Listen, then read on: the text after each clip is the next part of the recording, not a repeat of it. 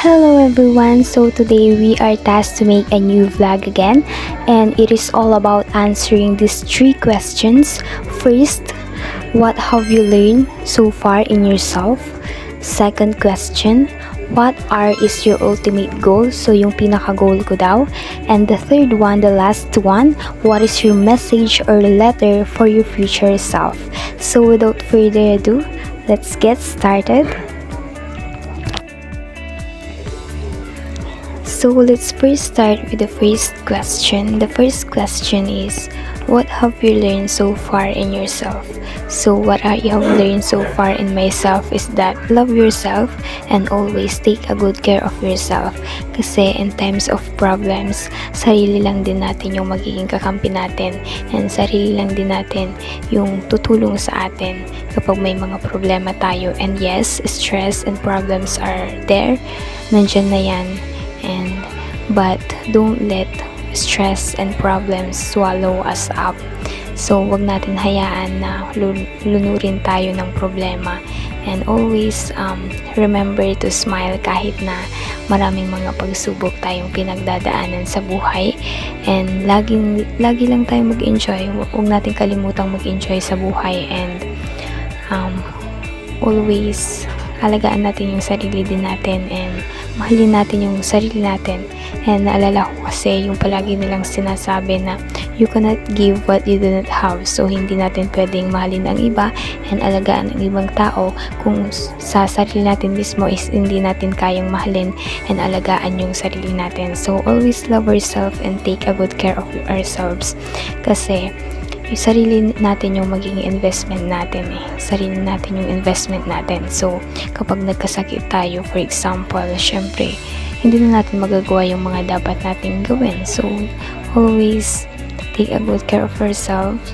Enjoy life. Enjoy lang natin yung buhay-buhay, dahil hindi natin alam kung ano man yung pagsubok na darating pa. So always smile and enjoy. So yun lang naman. So the second question is, what is your ultimate goal? So yung pinaka goal ko talaga, yung ultimate goal ko is makagraduate ng college and then maging successful in the near future.